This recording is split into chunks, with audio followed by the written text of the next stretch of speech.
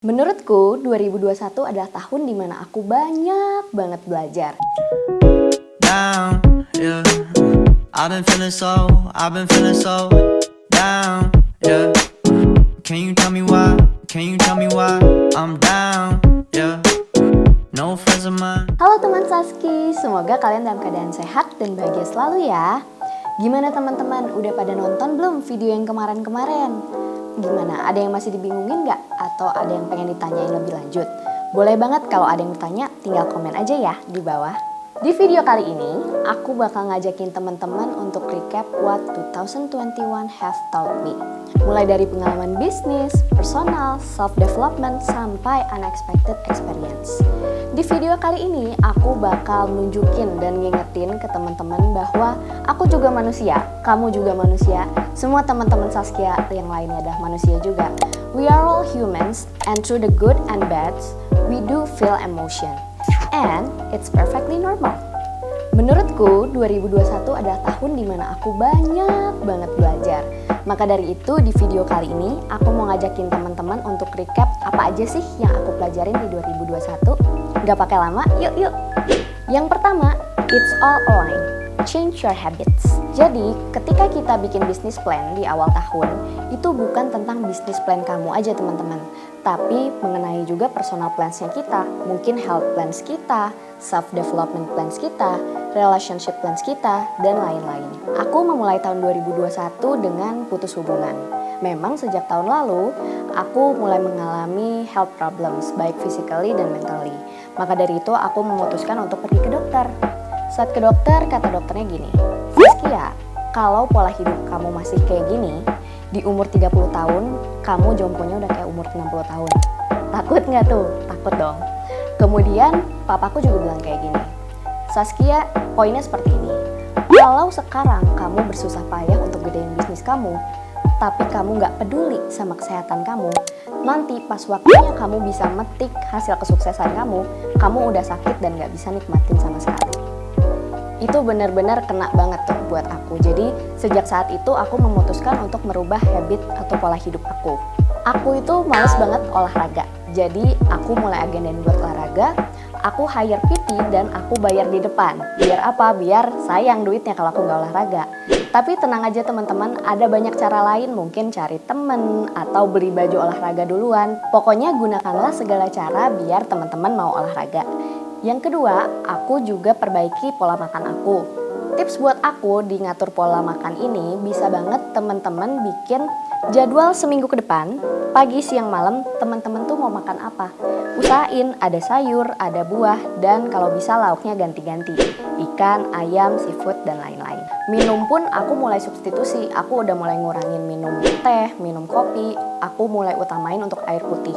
Dan supaya minum air putih lebih banyak, aku juga bikin botol yang dihias-hias. Selain itu, aku juga coba jalan pagi. Dan teman-teman bisa banget pakai aplikasi-aplikasi yang udah ada di handphone teman-teman. Pasti ada deh aplikasi buat ngitung langkah sehari, aplikasi buat ngingetin teman-teman minum. Silakan dieksplor aja, pokoknya gunain sebaik-baiknya untuk perbaiki pola hidup teman-teman. Yang kedua, when life give you lemons, make lemonade. Maksudnya apa? Dari tiap kejadian yang kurang berkenan, coba kalian refleksikan teman-teman dan ubah gimana caranya pengalaman-pengalaman tersebut menjadi hal-hal yang lebih baik. Di bulan Februari, aku melakukan photoshoot untuk brandku Puka. Di situ aku photoshoot 2 collection, yaitu Hanami Collection dan Earthy Collection. Photoshoot itu lumayan challenging teman-teman, karena selain memang outputnya banyak banget, photoshoot ini itu udah di reschedule berkali-kali dari Desember sampai akhirnya baru Februari akhir, dan otomatis krunya juga ganti-ganti teman-teman, baik dari model sampai kru-kru productionnya sendiri. Nah, di H-2 aku baru dikabarin kalau ternyata ada satu peran yang hanya bisa digantikan oleh pacar barunya mantan aku. Tapi gimana lagi ya, maksudnya kita harus tetap profesional, gimana caranya hasilnya tetap sebaik mungkin.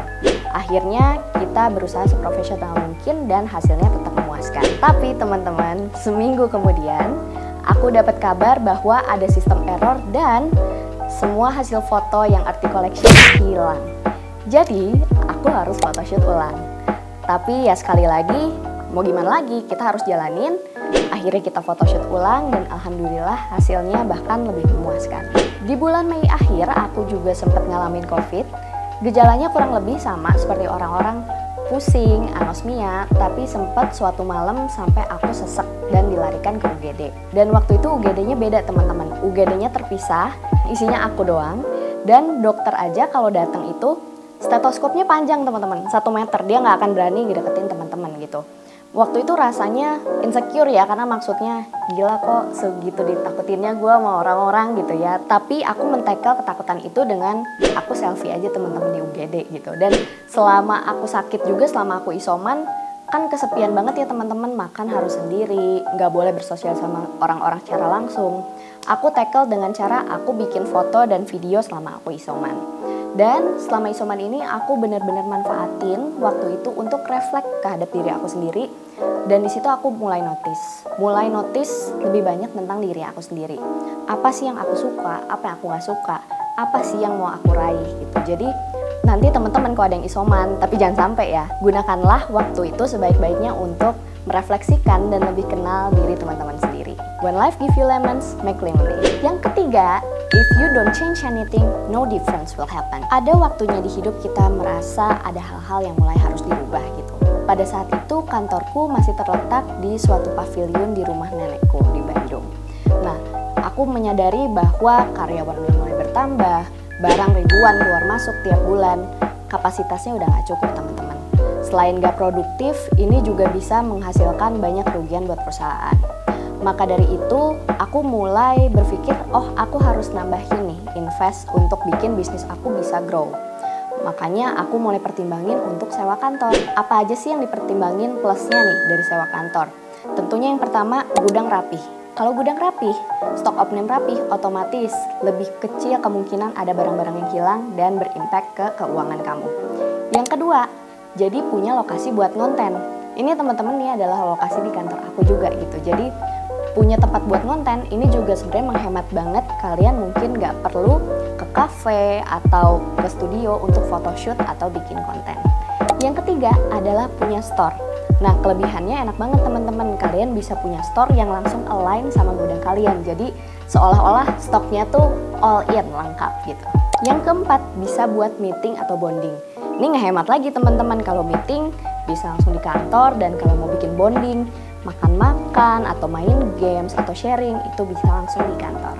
Dan yang terakhir pastinya areanya lebih mendukung untuk produktivitas. Terutama kalau ada orang-orang di perusahaan teman-teman yang butuh konsentrasi lebih. Contohnya orang finance. Kalau kalian punya ruangan khusus untuk orang finance, enaknya dia bisa lebih konsen untuk kerjain. Atau ceritanya orang konten. Kalau orang konten punya ruangan sendiri, jadinya dia juga bisa fokus untuk konten. Di tahun 2021, aku juga mulai nge-hire orang data. Fungsinya apa teman-teman? Supaya strategi yang aku buat lebih align dan lebih sesuai dengan kejadian real dari company aku. Mungkin kan kita bisa dirasa-rasa kayak, rasanya kemarin sales produk ini bagus gitu. Rasanya bulan lalu omset aku lumayan bagus gitu. Tapi semua itu benar atau enggak hanya bisa di-tackle oleh data. Makanya menurut aku penting banget buat teman-teman punya orang data supaya teman-teman bisa bikin plan yang lebih akurat. Pelajaran keempat yang aku dapat di tahun 2021 ini adalah your life isn't only about your business. Hold and spend time as much as possible with your loved ones.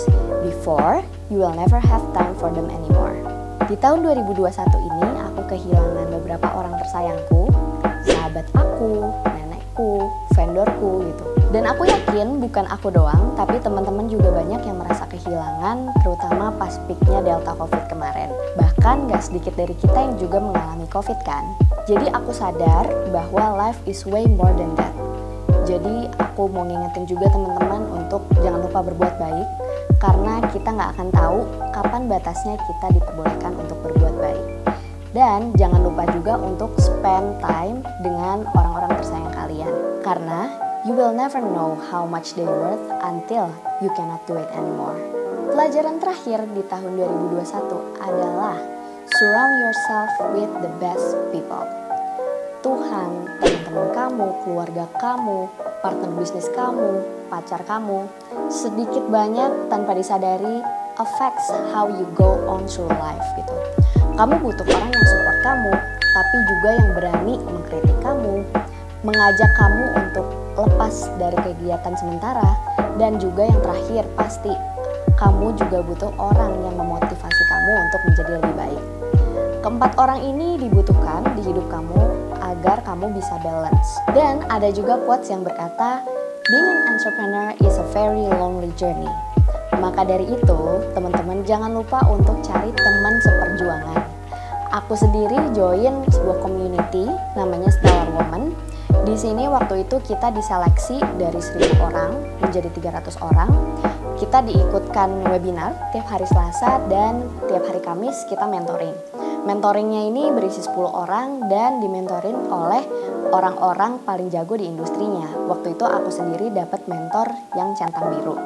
Jadi teman-teman bisa banget untuk mencari teman perjuangan. Coba teman-teman cari community yang teman-teman bisa ikutin supaya teman-teman merasa punya teman seperjuangan. In conclusion, 2021 have been a hell of a ride. Tapi aku sangat bersyukur dengan pelajaran-pelajaran yang diajarkan ke aku dan juga orang-orang yang ada selama progres aku di tahun 2021. You know, life sometimes may not be easy. It may rain now, but it can't rain forever. So, with the right habit, mindset, strategy, people, and the right you, kamu pasti bisa menghadapi semuanya. And I cannot wait to take you to the next exciting journey. Semoga teman-teman bisa ambil pelajaran dari hal-hal yang aku share ya. Dan I cannot wait to take you to the next exciting journey. Kalau teman-teman berasa video yang aku share berguna, boleh banget teman-teman like, subscribe, komen, dan share ke keluarga atau teman-teman yang sekiranya membutuhkan. Dan kalau ada topik yang ingin kalian pelajarin atau tanyakan, boleh banget tinggal komen di bawah atau DM ke IG aku @saski. I'll see you in the next video of Saski Sharing ya teman Saski. Bye!